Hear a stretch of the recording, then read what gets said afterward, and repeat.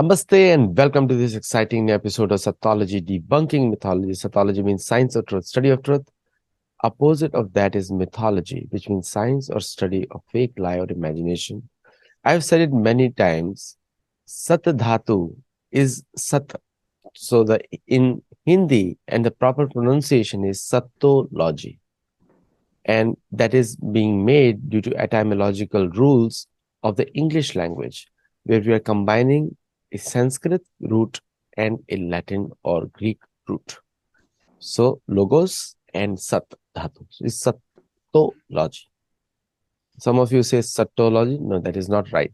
TT, there is no word ta and ta in English language. So TT means ta with extra emphasis on ta, satology. And opposite of that is mythology, which is made on Sanskrit root word called myth. Ma choti ki matra and tha in Devanagari, myth. And mythology, because the etymological rule says the phonetics will change based on the last word. In logos, O is the first two letters of the last. So mythology. So that is also grammatically correct. And which the British made that word, combining myth and logos to deny the truth from Ramayana, Mahabharata history. History means itihas. So that is the correct version. So those of you who are confused, please note it down. And I have very special guest today, and we are going to, you all love him. His last videos have been extremely popular on the show. And you must have heard him hear his entire playlist on the channel. So let us welcome Professor Rameshwar Mishra. Pankaj. Namaste. नमस्ते। आपका books का भी link मैंने डालना शुरू कर दिया है अभी, तो सारे वीडियोस में लिंक्स मिल जाएगा। जो प्लेलिस्ट पे टच करते हैं they will see the links also there. ठीक है। तो राजदंड की जब बात करते हैं, राजद्रोह, राजद्रोह तो सबसे भयंकर द्रोह माना गया है पूरे हमारे शास्त्रों में, और उसका दंड एक ही होता है, मृत्यु दंड शास्त्रों में। आजकल के जो कॉमन लॉज है और जो कॉलोनियल लॉज सिस्टम है, उसमें अंग्रेजों ने अपनी सत्ता बनाने के लिए राजद्रोह का डेफिनेशन कुछ अलग डाल दिया था। बट राजद्रोह का संबंध धर्म से है या नहीं, इस पे थोड़ा सा विश्लेषण करिए। Yes please. नहीं, क्योंकि राज्य का स्वयं संबंध धर्म से है। राज्य तो धर्म के बिना राज्य हो ही नहीं सकता। जो धर्म में नहीं है वह राज्य नहीं है, है ना। जो अपने समाज का धर्म में शासन है, राज्य दीप्तक धातु बना है ना, जो समाज में अपने धर्म के कारण शोभित है, दीप्त है, प्रकाशित है, वही राज्य है। तो राज्य जो धर्मानुशासन है, बल्कि न्याय भी है, कहा है हमारे धर्मशास्त्रों में कि जो धर्म सम्मत है वही न्याय है। न्याय उसे ही कहते हैं जो धर्म की ओर ले जाए। राज्य भी वही है जो धर्म में है।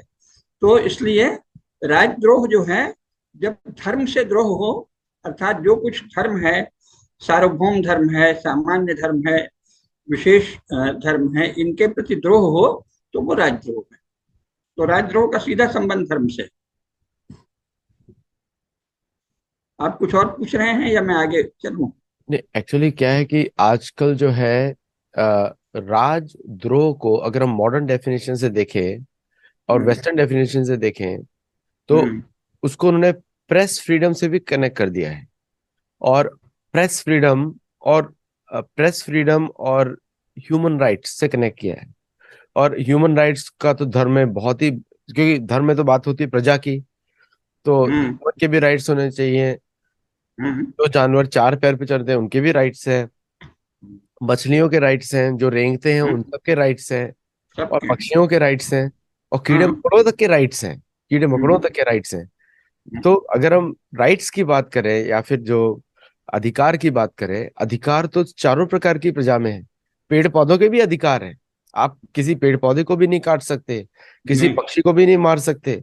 लेकिन हम लोग पाश्चात्य देश के जो कॉलोनियल लॉज पे जब हम चलते हैं, तो सिर्फ एक ही के राइट्स बचते हैं, अधिकार बचते हैं, वो बचते हैं ह्यूमन के।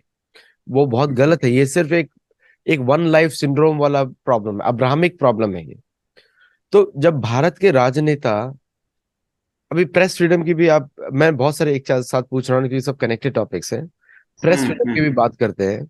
अभी पुराने समय महाभारत रामायण काल में हम देखते हैं, जो हम्म ब्राह्मण है जिनके इंद्रियां संयम है, हम्म संयम मतलब योग संयम वाला बात हो रही है, हम्म ध्यान धारणा हम्म समाधि एक साथ है उनके साथ, हम्म उस प्रकार के ब्राह्मणों को गवर्नमेंट जो है नियुक्त करती थी कि वो गवर्नमेंट के अच्छे कार्यों के बारे में बताएं, सजग करें लोगों को, और साथ में लोगों की प्रॉब्लम भी सुने, हम्म और उसको वापस जाके मंत्रिमंडल में जाके बताएं।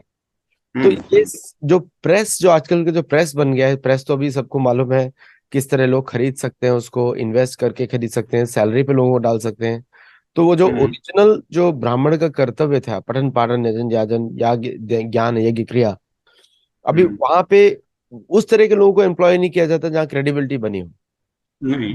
प्रेस फ्रीडम धर्म का धर्मदंड या राजदंड, और इसको पूरा का पूरा एक अनैतिक मिश्र बना दिया गया, मिश्रक बना दिया गया, जो हम्म कि धर्म के अनुसार नहीं है।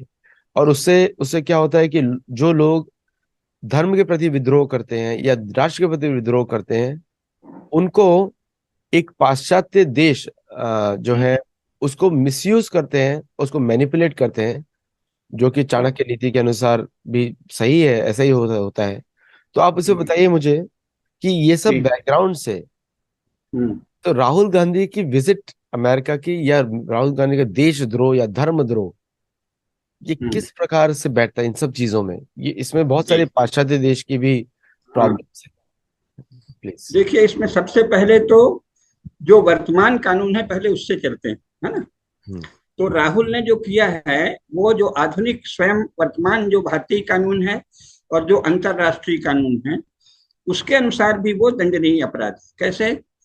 विधि द्वारा स्थापित लोकतांत्रिक सत्ता को भारत से बाहर की धरती पर जाकर उखाड़ फेंकने का आह्वान करना, संकेत करना, ये भारत के वर्तमान संविधान में, भले वो ब्रिटिश संविधान का नकल है, लेकिन ये उसमें राजद्रोह है, धारा 124A में, है ना।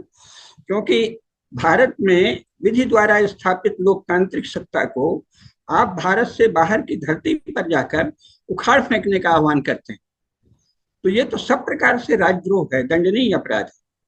पुराने समय जो था महाभारत में या चाणक्य के समय, उस समय तो ये दंडनीय था ही, लेकिन वर्तमान कानून में भी ये दंडनीय अपराध है। चाणक्य के समय तो देखिए, चाणक्य ने जो कौटिल्यम अर्थशास्त्रम है उसका पंचम अधिकरण है योग वृत्त, उसके प्रथम अध्याय में भी दंड कर्मिकम, इसका प्रथम अध्याय ही है दंड कर्मिकम, और इसमें कंटक शोधन कहा गया है। इस तरह के लोग जो देश के लिए कंटक बनते हैं, इनको कैसे शोधन करना, बहुत ही कठोर उपाय बताए गए हैं कंटक शोधन में। इस तरह के जो लोग हैं जो देश के विरुद्ध जाके देश से बाहर के हैं, चाणक्य के समय तो देखिए उन्हें भांति भांति से मरवा डालने का ही विधान था। महाभारत में भी यही है कि उनको मृत्युदंड मिलना चाहिए। अगर वो ब्राह्मण है ऐसा करने वाला तो उसको दाग के देश से निकाल दे दिया जाएगा, गर्म लोहे से उसके माथे में दाग दिया जाएगा, मृत्युदंड नहीं दिया जाएगा, निकाल दिया जाएगा, शेष सबको मृत्युदंड दिया जाएगा। लेकिन मान लीजिए कि ये कहते हैं कि हम वर्तमान कानून को मानते हैं, तो वर्तमान कानून में भी राहुल गांधी कोई पत्रकार नहीं है, राहुल गांधी एक राजनेता है, और एक राजनेता का अपने देश में विधि द्वारा संस्थापित लोकतांत्रिक शासन के विरुद्ध दूसरे देश की धरती में जाकर उसे उखाड़ फेंकने का आह्वान करना, ये तो सब प्रकार से राजद्रोह। अब इसमें एक समस्या और बहुत गंभीर है कि वस्तुतः है राजीव गांधी किसके प्रतिनिधि है? हुम डज राजीव गांधी, राहुल गांधी, क्षमा कीजिए, वस्तुतः राहुल गांधी किसके प्रतिनिधि है ना? हुम does Rahul Gandhi represent de facto? तो जो एक प्रेजेंट बॉडी है कांग्रेस की, उसका फिजिकल कनेक्शन हो सकता है राहुल गांधी से। जो वर्तमान में कांग्रेस रूपी एक बॉडी है, एक संस्था है, उसका शारीरिक संबंध उनसे हो सकता है कि वो अध्यक्ष या उपाध्यक्ष हों, लेकिन जो कांग्रेस का थॉट है, जो कांग्रेस के आइडियाज रहे हैं, जो कांग्रेस की हिस्ट्री रही है, जो कांग्रेस का इतिहास और विचार रहा है, उससे राहुल गांधी का कोई कनेक्शन नहीं। जवाहरलाल नेहरू से राहुल गांधी का वैचारिक संबंध कुछ नहीं, शारीरिक चाहे जो हो। क्यों? जवाहरलाल नेहरू वामपंथ कम्युनिज्म की ओर झुकाव रखते थे, फिर भी बहुत लोकतांत्रिक व्यक्ति थे। उन्होंने कभी भी विपक्ष पर ऐसा हमला नहीं किया जब वो शासन में थे, और विपक्ष में तो वो कभी आए ही नहीं। लेकिन उसके पहले जब 1937 में कांग्रेस शासन कई प्रांतों में बना था, और उस समय अंग्रेजों की सरकार थी उस आधे भारत में, शेष भारत तो स्वतंत्र थे, लेकिन जिस हिस्से में कांग्रेस सरकार बनी वहां अंग्रेजों का शासन था। लेकिन कभी भी उन्होंने अंग्रेजों पर इस तरह से हमला नहीं किया, सब उसको एक लोकतांत्रिक पदावली में, डेमोक्रेटिक टर्मिनोलॉजी में विरोध करते थे। फिर इसके बाद जब वो प्रधानमंत्री बने तो उनको डॉक्टर लोहिया आदि ने बहुत कटु आक्षेप किए, लेकिन सदा उन्होंने लोकतांत्रिक उत्तर दिया। तो जवाहरलाल नेहरू के विचारों से राहुल गांधी का कोई संबंध नहीं है, क्योंकि ये लोकतांत्रिक नहीं है।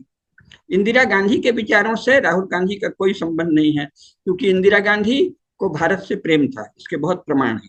और उन्होंने जब वहां फिरजाब कापरा भारत आए थे, तो एक पुस्तक है विजडम ऑफ इंडिया, उसमें दोनों की बातचीत लिखी है। तो उन्होंने कहा कि आप जो कह रहे हैं वो मैं अच्छे से समझती हूँ, जो भारत की विजडम है, जो भारत की प्रज्ञा है, वो फिर से आगे आए, ये मैं चाहती हूँ। लेकिन मेरे पिताजी के समय से दूसरी दिशा में हमारा देश बढ़ गया, तो धीरे धीरे मैं संभालूंगी, ऐसा उन्होंने फिरजाब कापरा से बातचीत में कहा है ना। The wisdom of India book में ये दोनों का डायलॉग, मैंने फिरजाब कापरा और इंदिरा गांधी की बातचीत दर्ज है, जिसमें उन्होंने कहा कि मैं चाहती हूँ कि धीरे धीरे कम्युनिज्म के रास्ते पर हमारे पिताजी जो बढ़ गए थे उससे हम वापस लौटें, और जो विजडम ऑफ इंडिया है उसकी ओर जाएं। तो राहुल गांधी का इंदिरा गांधी से भी कोई संबंध नहीं है। राजीव गांधी इनके पिता हैं, लेकिन थॉट के लेवल पे राहुल गांधी का राजीव गांधी से भी कोई संबंध नहीं है, क्योंकि राजीव गांधी बहुत ही कल्चर्ड, बहुत ही सौम्य, बहुत ही सोफिस्टिकेटेड, परिष्कृत व्यक्ति थे। तो राहुल गांधी किसके प्रतिनिधि हैं? राहुल गांधी विचारों से जवाहरलाल नेहरू के प्रतिनिधि नहीं है, राहुल गांधी विचारों से इंदिरा गांधी के प्रतिनिधि नहीं है, राहुल गांधी विचारों से राजीव गांधी के प्रतिनिधि नहीं है, राहुल गांधी लोकमान्य तिलक के प्रतिनिधि नहीं है, राहुल गांधी चाफेकर बंधुओं के प्रतिनिधि नहीं है, राहुल गांधी श्री अरविंद, लाला लाजपत राय, बिपिन चंद्रपाल, श्यामजी कृष्ण वर्मा, वीर सावरकर, किसी के प्रतिनिधि नहीं। तो वो किसके प्रतिनिधि हैं? हम देखते हैं कि वो सोनिया गांधी की प्रतिनिधि। राहुल गांधी की कनेक्टिविटी केवल सोनिया गांधी से है। सोनिया गांधी जिस तरह से गालियां देती थी, जैसे कि मौत का सौदागर कह दिया उन्होंने नरेंद्र मोदी जी को, बिना सोचे, बिना किसी प्रमाण के, तो टॉकिंग ऑल रबिश, है ना, कुछ भी अपने देश के प्रमुख नेताओं को कुछ भी बोल देना, ये सोनिया गांधी की जो परंपरा थी उसके प्रतिनिधि हैं राहुल गांधी। राहुल गांधी कांग्रेस की चेतना के प्रतिनिधि नहीं हैं, राहुल गांधी कांग्रेस की ट्रेडिशन के प्रतिनिधि नहीं हैं, राहुल गांधी कांग्रेस के आइडियाज के प्रतिनिधि नहीं हैं। ये तो बहुत ही लोनली एक्सेप्शनल पर्सन है जो केवल सोनिया गांधी के प्रतिनिधि हैं। वो उसी तरह की अब्यूजिव भाषा बोलते हैं, झूठे आरोप लगाते हैं, और अपने साथ झूठ कई एक कचरा टोकरी लेके चलते हैं, है ना, एक तरह के डस्टबिन लेकर चलते हैं फॉल्सहुड का। और तो ये पूछना चाहिए उनसे कि भाई do you carry such a big dustbin of falsehood with you, है ना, झूठ की कचरा टोकरी लेके चारों तरफ क्यों घूमते हो, बिना किसी प्रमाण के क्यों बोलते हो? तुमने वहां कह दिया कि भारत जो है वो, भारत की स्वतंत्रता एनआरआई ने लड़ी। किसको आप कह रहे हैं? क्या रानी लक्ष्मीबाई एनआरआई थी? क्या तात्या टोपे एनआरआई थे? क्या नानाजी पेशवा एनआरआई थे? क्या चाफेकर बंधु एनआरआई थे? क्या लोकमान्य तिलक, लाला लाजपत राय, विपिन चंद्रपाल, श्री अरविंद कोई भी एनआरआई थे? सुभाष चंद्र बोस एनआरआई थे? जवाहरलाल नेहरू भी क्या एनआरआई थे? तो यू टॉक रबिश, कुछ भी बोलते हो, कुछ भी बोलते। तो अगर तुम पत्रकार होते तो फिर भी क्षम्य था, लेकिन तुम तो एक राजनेता और एक बड़ी पार्टी के कम से कम फिजिकली उसके हेड हो, यद्यपि तुम उनके इंटेलेक्चुअल ट्रेडिशन को रिप्रेजेंट नहीं करते। राहुल गांधी कांग्रेस की विचारधारा के प्रतिनिधि बिल्कुल नहीं, उनमें कांग्रेस की लोकतांत्रिक विचारधारा का छींट भी नहीं। वो तो कम्युनिस्टों की भाषा बोलते हैं, और एक तरह से जो भारत को तोड़ने वाली शक्तियां हैं, भारत द्रोही शक्तियां हैं, उनको रिप्रेजेंट करते हैं। तो ये बहुत चिंता की बात है। और इस विषय में मुझे एक ये कहना है कि मोदी जी को भी ये समझना चाहिए कि ये वो इंडियन नेशन स्टेट के, नेशन स्टेट ऑफ इंडिया जो है, भारत राष्ट्र राज्य है, उसके हेड हैं, एग्जीक्यूटिव हेड हैं। वैसे हेड तो राष्ट्रपति होती हैं, लेकिन आप, ये कोई आपकी निजी जागीर नहीं। तो you have no liberty not to react against any seditious activity, है ना। भारत के विरुद्ध राजद्रोह की किसी भी कार्रवाई के प्रति उदासीन रहने का आपको कोई अधिकार नहीं। आपको सोनिया गांधी ने गाली दी, मौत का सौदागर कहा, आपने कोई मुकदमा नहीं किया, ये आपका शौक है। कांग्रेस के लोग आप पे तरह तरह के भद्दे और अश्लील आरोप लगाते थे, आप शांत रहे, ये आपका शौक है, आपका निजी शील है। लेकिन भारत के विरुद्ध झूठ बोलकर भारत के बाहर की धरती में, भारत में विधि द्वारा स्थापित लोकतांत्रिक सत्ता के विरुद्ध उसे उखाड़ फेंकने का आह्वान करने वाले व्यक्ति के विरुद्ध राजद्रोह का विधिवांछित, विधि द्वारा सम्मत, विधि विहित अभियोग लगाकर आवश्यक दंडात्मक कार्रवाई करना आपका कार्य है। और ये नरेंद्र मोदी जी को भी ये समझना चाहिए कि उन्हें ये अधिकार नहीं है कि वो छूट दे दें। देश के विरुद्ध छूट देने का आपको कोई अधिकार नहीं। अपने व्यक्तिगत आपको कोई गाली देता है, आप हो सकता है महात्मा बुद्ध और गांधी जी से प्रेरित होते हैं। वैसे गांधी जी कभी किसी को क्षमा नहीं करते थे, तो अगर आप गांधी जी से प्रेरित हैं तब तो आप क्षमा नहीं करेंगे। गांधी जी तो कभी किसी को क्षमा करते ही नहीं थे। सुभाष चंद्र बोस को उन्होंने, उनका पॉलिटिकल कैरियर नष्ट कर दिया। अगर आप बुद्ध से प्रेरित हैं तो आप शादी कर लीजिए और घर बसाइए, है ना। मोदी जी की सारी महिमा इस बात में है कि भाई वो देश के लिए समर्पित है।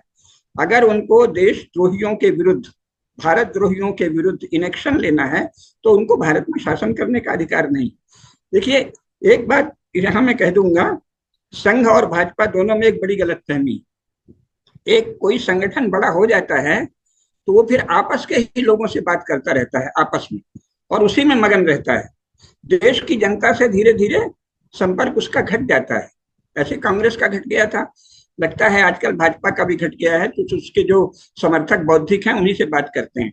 भारत के विषय में ये मानना कि यहाँ के लोग शासक से भी उदारता और नरमी की अपेक्षा करते हैं, ये भारत के शास्त्रों का अज्ञान है, भारत के लोगों के विषय में भी अज्ञान है।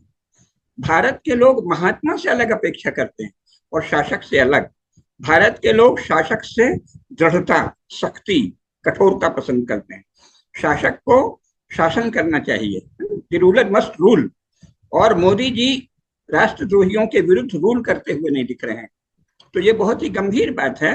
ये मोदी जी का निजी मामला नहीं। अगर कोई विधि द्वारा भारत में स्थापित लोकतांत्रिक सत्ता के विरुद्ध संयुक्त राज्य अमेरिका में जाकर उसे उखाड़ फेंकने का संकेत करता है तो उस पर भारत द्रोह का अभियोग लगाकर आवश्यक दंडात्मक कार्रवाई तत्काल प्रारंभ कर देनी चाहिए। आपको ये अधिकार नहीं है कि आप उसमें अपने आप को बड़ा उदार और लोकतांत्रिक दिखाएं। ये न तो उदारता है न लोकतांत्रिकता है, ये तो देश के विरुद्ध विषमन करने वालों के प्रति अनावश्यक ढील है, ये तो शिथिलता है ना, शासन करने की अक्षमता दिखाता है। इसलिए ये ठीक नहीं है। आप ये बताइए कि मान लीजिए कोई डेमोक्रेट या रिपब्लिक, संयुक्त राज्य अमेरिका का कोई भी आदमी आके भारत में आए और यहाँ यूएसए के विरुद्ध कोई बयान दे दे तो वापस जाएगा तो सुरक्षित रहेगा? कोई भी डेमोक्रेट या रिपब्लिक सीनेटर या कोई पार्टी का डेलीगेशन या कोई पार्टी प्रेसिडेंट आ जाए डेमोक्रेटिक पार्टी का या रिपब्लिकन का, और वो भारत में आके अपने देश यूनाइटेड स्टेट्स ऑफ अमेरिका की निंदा करे और कहे कि वहां तो लोकतंत्र नहीं है और वहां तो रेसिज्म है और वहां तो रेशल डिस्क्रिमिनेशन है और वहां तो इंडियन अमेरिकन को वहां बंद कर रखा है और बहुत अत्याचार हो रहा है और लोकतंत्र का दमन हो रहा है, और किसी का भी अमेरिकी राष्ट्रपति पर आरोप लगाए जो बिडेन पर, तो क्या वो बर्दाश्त करेंगे? तो इसलिए नरेंद्र मोदी जी को भी कोई अधिकार नहीं है कि इस तरह भारत से बाहर की धरती पर जाके भारत के विरुद्ध झूठी बयानबाजी करना, यहाँ लोकतंत्र का अभाव बताना, विधि द्वारा स्थापित लोकतांत्रिक सत्ता को निगेट करना, उसके अस्तित्व को अस्वीकार करना, ये बहुत गंभीर अपराध है। शास्त्रों का चाणक्य ने जो कहा है आप वो मत करिए, ठीक है, आप उसको मरवा मत डालिए। महाभारत में जो कहा है कि मृत्युदंड दो, ये भी मत करिए, लेकिन उनको उनसे गिरफ्तार करके अथवा जो भी आपके यहाँ विधिक कार्रवाई विधि विहित हो, उनसे पूछताछ तो होनी चाहिए कि आपने भारत के विरुद्ध इतना झूठ क्यों बोला।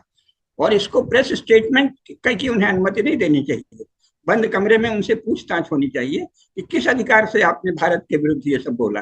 आपने भारत को मजाक समझ रखा है।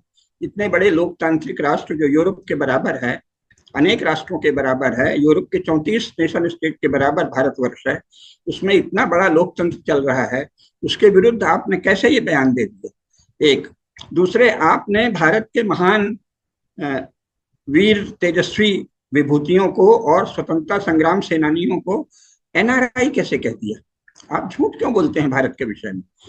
आप इस तरह से गॉस्पेल क्यों, माने गप्पे गॉसिप्स क्यों कर रहे हैं। आप तो झूठ ही झूठ बोल रहे हैं। कौन कौन एनआरआई था। इतने महापुरुष हुए हैं, लोकमान्य तिलक एनआरआई थे, गोपाल कृष्ण गोखले एनआरआई थे, कौन एनआरआई थे। कुछ भी बोल रहे हैं। तो राहुल गांधी को झूठ बोलने की अनुमति देने का मोदी जी को कोई अधिकार नहीं है, और ये बहुत गलत कर रहे हैं। एक्चुअली अगर अगर हम एनआरआई की बात करें, उधम सिंह, मैं जहाँ पे रहता हूँ वहीं पे उधम सिंह आए थे, साउथ में लिटिल बिट, मेरे हाँ, थोड़ा नॉर्थ में एल सेंट्रो में और कैलिफोर्निया में आए थे, लेकिन वो जनरल डायर को मारने के लिए आए थे। उसको एनआरआई थोड़ी कहते हैं। उसको एनआरआई नहीं बोलते हैं, वो तो सिर्फ अपना कार्य करने के लिए आए थे और चले गए यहाँ हाँ, से। हाँ, और गदर पार्टी जो सैन फ्रांसिस्को में बनी थी, सैन फ्रांसिस्को में, वो गदर पार्टी बनी थी भारत को ब्रिटिश के राज से आजाद कराने के लिए। हाँ, तो वो तो उसकी कार्यनीति है। रणनीति है। हाँ, उसको तो एनआरआई नहीं बोलते। जो वहां जाके नहीं, बिजनेस करे अथवा लाइवलीहुड अर्न करे, उसे एनआरआई बोलते हैं। अगर हमारे लोग कल को भारत का राजदूत वहां जाता है तो वो क्या एनआरआई कहलाएगा। भारत अमेरिका में भारतीय राजदूत को एनआरआई कहेंगे क्या। तो वो एक तरह से हमारे राजदूत थे। श्यामजी कृष्ण वर्मा, मदन लाल ढींगरा, ऊधम सिंह, ये क्या है, ये हमारे एम्बेसडर हैं एम्बेसडर, और हमारे आर्मी चीफ हैं। तो आर्मी। हमारे आर्मी चीफ को पूरा अधिकार है। कल को हिंद महासागर में हमारी सेना जाएगी तो ये राहुल गांधी उनको एनआरआई कहेंगे क्या। मूर्ख ऐसे बात, ये एनआरआई हो जाएंगे। हमारी भारतीय जल सेना अगर हिंद महासागर में घूमे तो ये उसको भी एनआरआई कहते हैं। और हम डियोगो गार्सिया में जाएं या पापुआ न्यू गिनी कहीं भी जाएं तो वो सब एनआरआई कहलाएंगे। ये क्या बोलते हैं। तो नहीं, ये तो झूठ भी बोलते हैं। और भारत सरकार मुख्य सबसे ज्यादा आपत्ति ये है कि विधि द्वारा स्थापित लोकतांत्रिक सत्ता के विरुद्ध भारत से बाहर की धरती पर जाकर बयान देना वर्तमान कानून के अंतर्गत भी राजद्रोह है। धारा 124A है।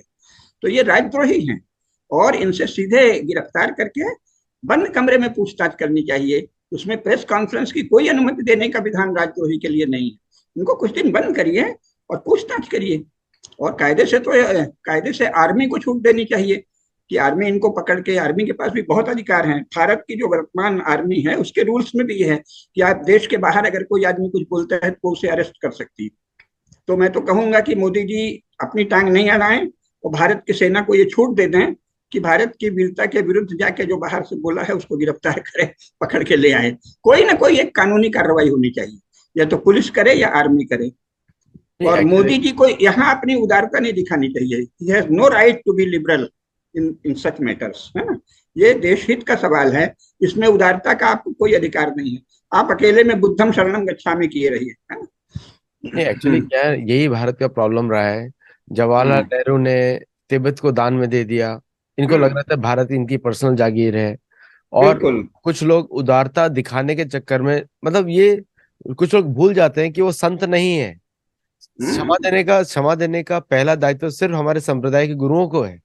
वो क्षमा दे बिल्कुल। सकते हैं, लेकिन हम्म, सेना को, राजनीति को, जो पॉलिटिक्स है, इनको क्षमा देने का कोई अधिकार नहीं है। नहीं नहीं, उसके आपका उदाहरण तो भी दंड दंड देना आपका कर्तव्य है। कौटिल्य ने कर्तव्य क्या है। लिखा है देखिए। ये हाँ। जो है योग वृत्त है पंचम अधिकरण, हम्म। इसका प्रथम अध्याय है दंड कार्मिकम, है ना। दंड देना, थोड़ा। धर्म अर्थशास्त्रम। हाँ। ठीक है, इसका ये है पंचम प्रकरण। ये पुस्तक ठीक। की ट्रांसलेशन आपने ही किया है ना? नहीं, ये हमारे मित्र ने किया है। अच्छा। श्यामलेश हैं, हमारे शिष्यवत हैं। हाँ, इन्होंने किया है। ठीक है। थोड़ा और ऊपर करिए, उसको ऊपर दिख नहीं रहा ये लोग। लीजिए योग वृत्त। परफेक्ट। हाँ, दंड ठीक है। कारण। करेक्ट। ठीक करेक्ट। है, इसमें आगे बहुत दिया है दंड कार्मिकम, और इसमें ये बहुत बताया है कि किस तरह से मार डालना चाहिए। हम्म। इस तरह से जो अपने देश का विरोध करे उसको तो बहुत वैसे चीज कही गई है जो आजकल लोगों को पसंद नहीं आएगी, इस तरह से मरवाने का है। हम कहते हैं आप वैसे मत मरवाइए, लेकिन उनके विरुद्ध विधिक कार्रवाई तो करिए। वैसे नहीं कहता कि आप मरवाइए, तो गलत है। वैसे अमेरिका यही करता है। अगर अमेरिका के विरुद्ध कोई अमेरिकी व्यक्ति भारत में आकर बयान देगा तो सीआईए उसको मरवा डालेगा। नहीं, प्रेस फ्रीडम की बात करें, जूलिया असांगे तो आज तक बंद है, उसने कोई गलत काम किया नहीं।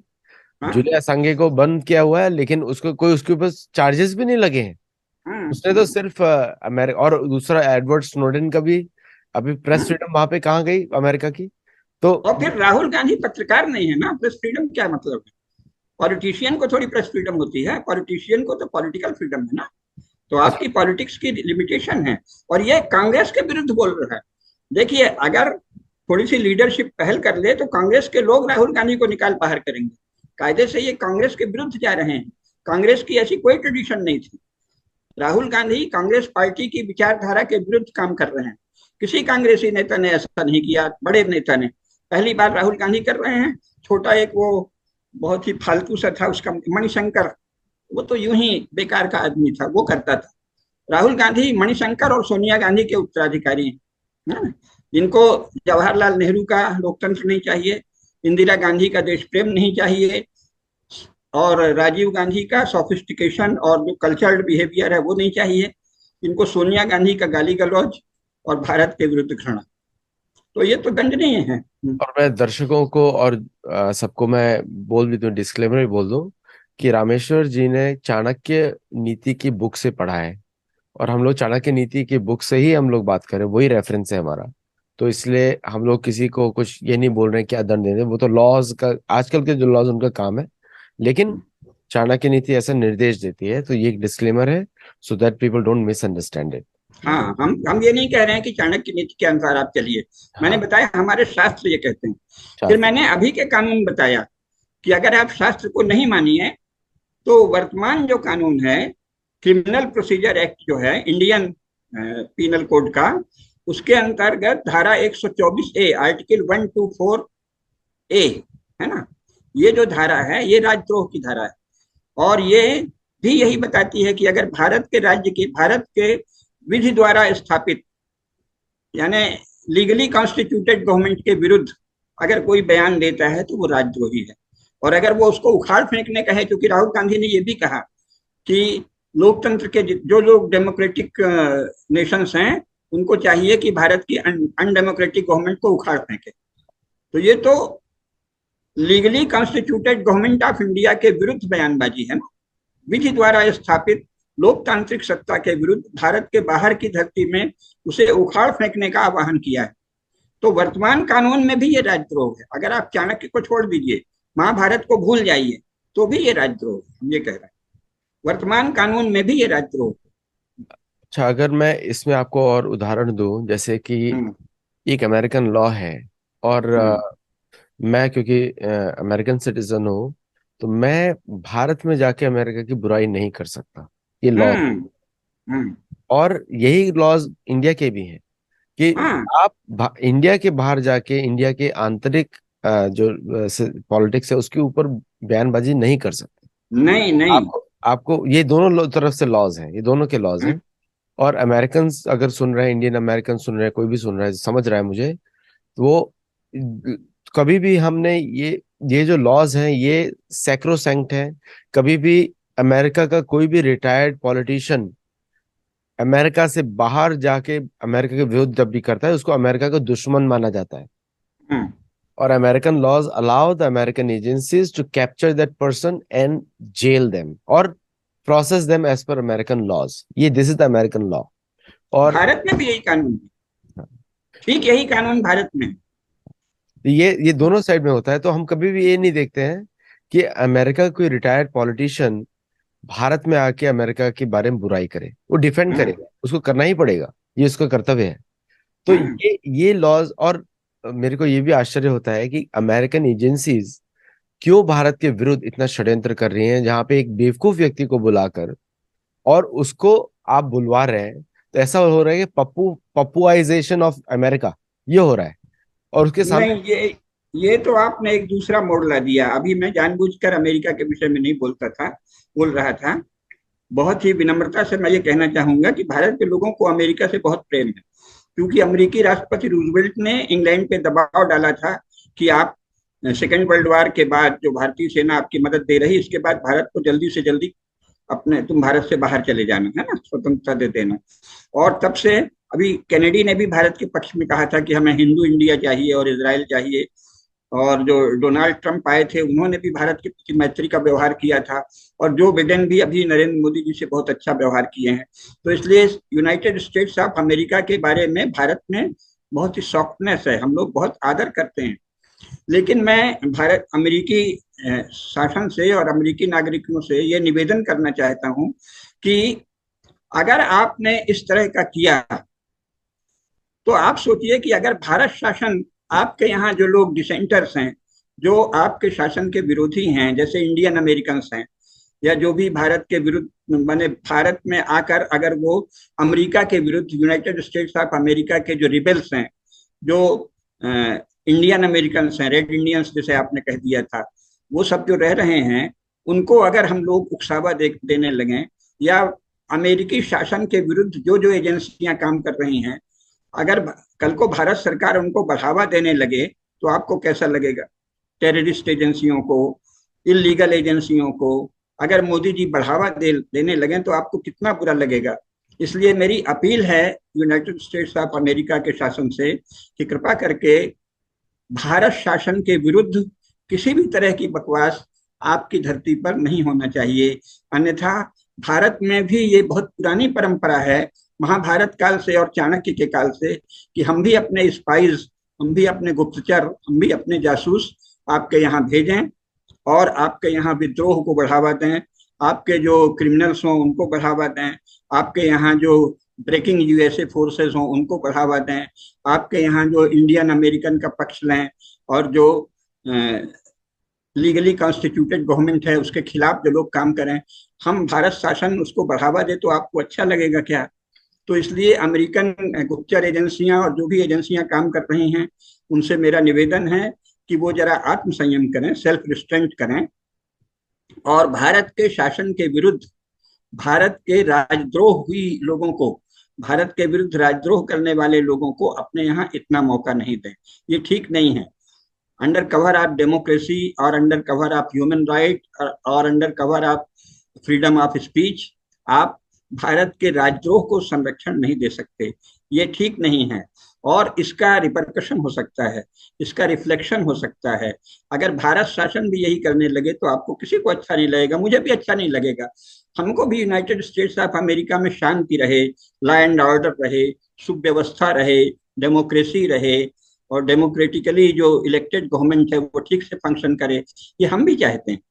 तो यूनाइटेड स्टेट्स ऑफ अमेरिका की भी गवर्नमेंट की ये ड्यूटी होती है कि वो भारत के राजद्रोहियों को, राहुल गांधी जैसे राजद्रोहियों को इतना मौका तो नहीं देना चाहिए, उसमें एक संयम, एक लगाम रखनी चाहिए। ये ठीक नहीं जी।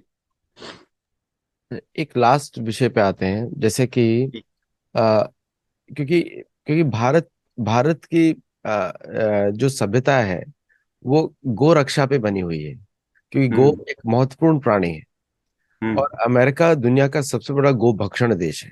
हम्म। तो सबसे बड़ा गोरक्षक देश और गो भक्षण देश, उनके बीच में मैत्री का स्टैंडर्ड क्या हो सकता है?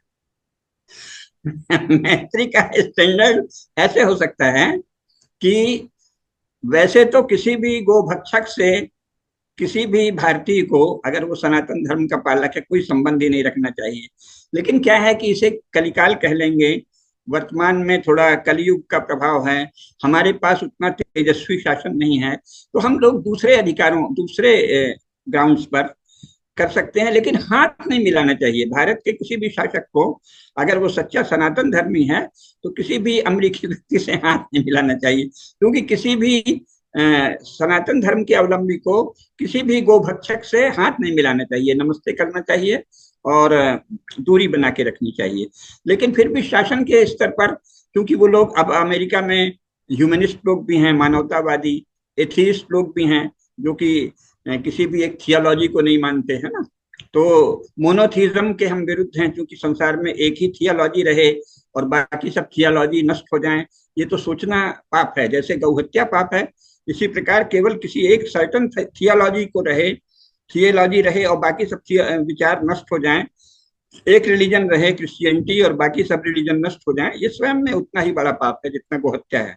उसी तरह दूसरे विचारों, दूसरे धर्म, दूसरी संस्कृति को नष्ट करने की इच्छा भी पाप है। लेकिन अब अमेरिका में बहुत से एथिस्ट लोग हो गए हैं, बहुत से रेशनल लोग हो गए हैं, बहुत से ह्यूमनिस्ट हो गए हैं जो अपने आप को एथिस्ट कहते हैं। जो एथिस्ट है वो हमारा मित्र इस अर्थ में है कि वो थियोलॉजी का वो मोनोपोली नहीं चाहता है ना। तो इस तरह से उनसे विविध प्रकार से राजनेता तो रिश्ता रख सकते हैं, वैसे सामान्य सदगृहस्थ को रिश्ता नहीं रखना चाहिए। गोमांस भक्षकों से हिंदुओं को संबंध नहीं रखना चाहिए। लेकिन जो राजपुरुष हैं उनको सब प्रकार के लोगों से संबंध रखना पड़ता है। तो भारत के राजपुरुष अमेरिकी राजपुरुष से संबंध रख सकते हैं, लेकिन हाथ नहीं मिलाएं, थोड़ा दूरी रखें। और इस बात का तो शान से और आग्रह से दबाव करना चाहिए। हम लोग 140 करोड़ का लोकतंत्र हैं, अमेरिका लोकतंत्र में हमसे छोटा है और सभ्यता संस्कृति में तो खैर हम कुछ नहीं कहते, बहुत ही छोटा है। तो इसलिए थोड़ा भारत के राजद्रोहियों को शरण देने का कोई भी अधिकार नहीं है यूनाइटेड स्टेट्स ऑफ अमेरिका को। ये बहुत गलत हो रहा है। आपकी आवाज बंद हो गई है। Can you check your sound? उसमें मजे ले तो ये ठीक नहीं है। और जहां तक आपका मूल प्रश्न है कि गौमांस भक्षक से तो गौरक्षक को दूरी रखनी चाहिए, हाथ नहीं मिलानी चाहिए। तो और भारत को भी आर्टिकल 48 जो है हाँ कॉन्स्टिट्यूशन ऑफ इंडिया डायरेक्ट करता है भारतीय गवर्नमेंट को कि हाँ सारे काउ स्लॉटर हाउसेस जो गो हत्या के केंद्र हैं हाँ सबको बंद किया जाए। और हाँ और बैलों को खेतों में छोड़ा जाए, जैसे एक वैद्य हम्म, ने बोला है, खेतों में छोड़ा जाए, बैलों का उपयोग किया जाए, बैलों को मारा न जाए। और सारी स्टेट गवर्नमेंट्स और जो भारत की जो सेंट्रल गवर्नमेंट्स हैं उन हम्म, सभी पे कॉन्स्टिट्यूशन ऑफ इंडिया लागू होता है, वो सभी भी हम्म, पालन कर सकते हैं। हम्म। तो वो भी करना चाहिए, क्योंकि अभी मैं ये देखता हूँ कि जो मुख्य गौरक्षा तो भारत का राज धर्म है, अगर गौरक्षा नहीं होता तो वो बहुत बड़ा पाप है। और भाजपा शासन का एक ही पाप अक्षम्य है कि वो गौमांस की बिक्री जारी रखे हुए है और गौरक्षा कानून नहीं बना रहे। ये बहुत बड़ा पाप है। ये पाप तो भाजपा शासन को बंद कर देना चाहिए, बहुत बड़ा पाप है। गांधी जी ने भी कहा था कि स्वतंत्र भारत में एक दिन भी गौमांस की बिक्री नहीं हो सकती, गौरक्षा का कानून सबसे पहले बनेगा। ये गांधी का रोज नाम लेते हैं और बुद्ध का नाम लेते हैं और मांस खाते हैं और गौमांस खाते हैं। तो ये तो बहुत बड़ा पाप है। गौरक्षा भारत के शासन का राजधर्म, सर्वोपरि कर्तव्य है, पहले करना चाहिए। और दूसरा एक और चीज भी है कि जैसे कि भगवत गीता में बोला गया, भाई भगवत गीता भी भारत का कॉन्स्टिट्यूशन भगवत गीता का रेस्पेक्ट करनी चाहिए। कृषि हाँ, गौ रक्षा वाणिज्यम वैश्य वैश्य कर्म स्वभाव स्वभावजम। है ना। तो वहां पे गोरक्षा के बारे में कृष्ण ने डायरेक्टली बोला है, कृषि गोरक्षा। हाँ, ये और वैश्य वैश्य जो है भारत में, वैश्य सबसे बड़ा समुदाय है। सबसे मनुस्मृति में आप वैश्यों को पढ़िए तो विशाल वर्णन है, यानी भारत की सबसे बड़ी जनसंख्या वैश्य है। क्योंकि बेस्ट। उन्होंने कहा है कि धातु कर्म, किसी भी प्रकार का शिल्प कर्म करने वाले, गौरक्षा करने वाले, वाणिज्य करने वाले, खजानों में काम करने वाले, धातुओं का काम करने वाले, बांस और लकड़ी और लोहा सोना, किसी भी प्रकार के शिल्प का काम करने वाले सब वैश्य हैं। और वैश्यों की बड़ी महिमा है मनुस्मृति में कि उनको सब दुनिया की सब भाषाओं का ज्ञान प्राप्त करने चाहिए। सब किस लोग, जहां आप व्यापार करो उस देश में क्या व्यवहार होता है इसका ज्ञान प्राप्त करो। वो मनुस्मृति में मैंने अपनी पुस्तक में बताया, बड़े विस्तार से लिखा है। तो अभी की जो जातियां हैं जो रिजर्वेशन के चक्कर में अपने आप को ओबीसी कह रही हैं, मनुस्मृति के अनुसार वो सब वैश्य जातियां हैं। हम्म। और वैश्य मुख्य है, इसलिए कृषि, गौरक्षा और वाणिज्य, इसकी रक्षा करना भारत शासन का सर्वोपरि कर्तव्य है, तो वो करना और, चाहिए। और भारत के जितने भी अभी अब तो मैं इसे मेन टॉपिक को कनेक्ट करूंगा एक पॉइंट बोलने के बाद कि हम्म, भारत के जितने भी प्राइवेट बिजनेसेस हैं, सतोलॉजी तो फुल्ली सपोर्ट करता है गोरक्षा को। अमेरिका में भी हम लोग तो प्रोटेस्ट भी लॉन्च करने वाले हैं सारे स्लॉटर हाउसेस के विरुद्ध। और जितने भी प्राइवेट बिजनेसमैन हैं, small businessman, big businessman, corporate houses, इन हम्म, सभी को पूंजी लगानी चाहिए गो रक्षा के लिए। तो उनके हम्म। बिजनेस में बहुत बढ़ोतरी भी होगी, क्योंकि उससे बढ़ोतरी होगी, गाय का आशीर्वाद मिलेगा, गौ गाय का माता का। आशीर्वाद मिलेगा। और उसको एक एक दुनिया में कोई भी ऐसा जगह नहीं है जहां पे गो हत्या ना होती हो। लेकिन एक भारत में एग्जाम्पल सेटअप होगा, तो क्योंकि अगर भारत सुपर पावर 10 साल में बनने वाला है, कल के एक वीडियो में हम लोग बताया था डॉक्टर अंकित शाह ने, तो वो उस तरह से हम लोग एक तरीके की समृद्धि लाके पूरी पृथ्वी पे लाएंगे। और तो अभी मैं इसको मेन टॉपिक से कनेक्ट करता हूँ। तो राहुल गांधी जी जिससे सपोर्ट ले रहे हैं सभी गोभक्षक हैं, सभी ज्यादातर गोभक्षक हैं, और वो जानबूझ के करते हैं हिंदुओं को चढ़ाने के लिए, ये सभी लोग। अच्छा, अमेरिका में कल्चर है, लोग बहुत सारे लोग अभी वीगन बन गए हैं, वेजिटेरियन बन गए हैं। तो मेरे जो मित्र जो हैं, जब वो उनको मालूम पड़ता है कि मैं वेजिटेरियन हूँ या मैं मांस भक्षण नहीं करता हूँ, तो वो तुरंत मेरे सामने वो सब बंद कर देते। तो क्योंकि उनको रिस्पेक्ट के लिए, मेरी वजह से। और लेकिन लेकिन इस तरह के लोग जो चढ़ाने के लिए बोल रहे हैं, तो कर रहे हैं, तो इनके प्रति भी राजद्रोह दंड होना चाहिए। राहुल गांधी को कम हाँ समझ होना चाहिए। बिल्कुल, वो उसके लिए कानून है। लोक शांति को प्रक्षुब्ध करना यानी पब्लिक पीस जो ट्रैंक्विलिटी है, पब्लिक ट्रैंक्विलिटी, उसके खिलाफ काम करना। तो ये लोग जो, जैसे अभी एक कर्नाटक के मंत्री ने बयान दे दिया कि भैंस काटते हैं तो गाय भी क्यों ना काटें, तो ये क्या है, हिंदुओं का, यहाँ तक कि 1890 से 1900 के बीच जो गौरक्षणी सभाएं हैं उन्होंने काम किया था। तो रानी विक्टोरिया की चिट्ठी थी कि ये गौरक्षा के प्रश्न पर सारे हिंदू एकजुट हैं, और अगर तुमने इसको नहीं संभाला तो हम फेंक दिए जाएंगे।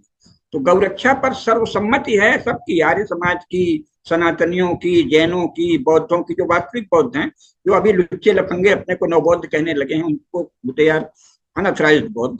लेकिन जो विधिवत बौद्ध हैं, जैन हैं, सनातन धर्मी हैं, आर्य समाजी हैं, मूर्ति पूजक हों या मूर्ति पूजा के अलग अपने को रखने वाले हों, वो सब के सब गौरक्षा के प्रश्न पर एक मत हैं। इसलिए गौरक्षा भारत का राजधर्म है, और गौरक्षा के विरुद्ध कोई भी बयान देना राजद्रोह का ही एक रूप है, और ऐसा कानून लाना चाहिए। अभी जो कर्नाटक के मंत्री ने ये कहा है, तो वो धर्मद्रोही है, और वो भी दंडनीय अपराधी है। इस तरह से आप नहीं कह सकते। जो भी गाय को सड़क में काटता है वो लोक शांति को प्रक्षुब्ध करता है, पब्लिक ट्रैंक्विलिटी को डिस्टर्ब करता है ना। तो लोक शांति को प्रक्षुब्ध करना स्वयं में एक अपराध है। और हिंदुओं में बहुत धैर्य है, बड़ी गंभीरता है, लेकिन कितनी।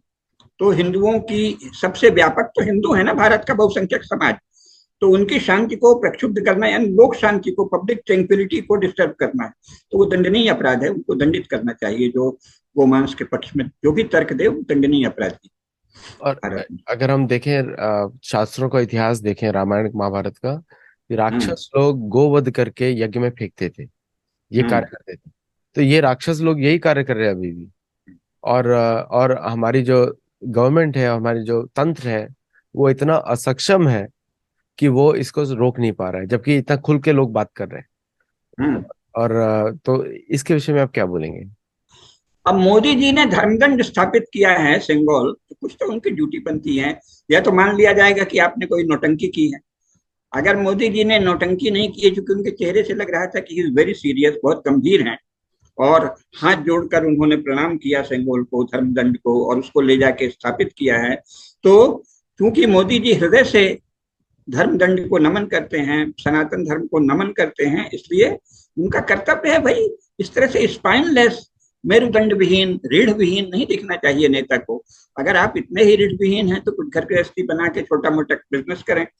भारत का शासन मतलब इतने बड़े 34 यूरोपीय देशों के बराबर शासन, और शासन का भारत के लोग शासक से दृढ़ता की अपेक्षा करते हैं। आप देखिए, इंदिरा गांधी में और कोई गुण नहीं था, लेकिन उन्होंने कठोरता दिखलाई तो सब उनके प्रशंसक हो गए। अटल जी भी प्रशंसक हो गए, और तो और। तो हम अपने शासकों से दृढ़ता की अपेक्षा करते हैं। ये बड़ी चिंता की बात है कि मोदी जी दृढ़ शासक नहीं दिखते। सनातन धर्म के विरुद्ध इतना खुल के काम हो रहा है, और इसमें मोदी जी को दृढ़ता दिखानी चाहिए, और एक सुदृढ़ शासक के रूप में आगे आना चाहिए। उन्होंने धर्मदंड की स्थापना की है, तो उसके अनुसार आचरण करें, अन्यथा ये नौटंकी मान ली जाएगी। यही कहना है मेरा। Thank you very much Rameshwar Mishra ji, thank you for coming on the show और शेयरिंग। और दर्शकों को इसको शेयर करिए, लोगों को बताइए, और इसमें राजदंड, धर्मदंड और उसकी कितनी परिभाषाएं, वो सब यहाँ पे बताई गई है। और भारतीय कॉन्स्टिट्यूशन में वो सारे पार्ट्स हैं जो मनुस्मृति में बोले गए हैं, कॉमन उसमें सारे पार्ट्स हैं। तो ऐसा सब है। अनकॉन्स्टिट्यूशनल भी कुछ नहीं है। तो मनुस्मृति, और मनुस्मृति के तो सारे लॉज अमेरिका के में भी चलते हैं। ऐसा नहीं है कि वहां पे नहीं चलते हैं। अमेरिका में, अगर आप लोग अमेरिका के फैन हैं, तो अमेरिका में भी मनुस्मृति के लॉज चलते हैं। और यहाँ तक कि कुछ लॉज तो बहुत ही कठोर है मनुस्मृति के लॉज अमेरिका में, जैसे कि टैक्स इवेजन पे मनुस्मृति में बहुत कठोर बहुत पनिशमेंट की है। कठोर। और हम्म, यहाँ पर भी दी जाती है, अमेरिका में भी दी जाती है। हम्म। तो बिना दंड के शासन चलता नहीं है, और दंड देना शासक का अनिवार्य है। अगर शासक संत बनता है तो प्रॉब्लम है, बहुत बड़ी प्रॉब्लम है ना। दंड देना शासक का धर्म है, कर्तव्य है, धर्म राजधर्म। दंड ही उसका मुख्य बल है। हाँ। नमस्ते, thank you very much, Rameshwar ji.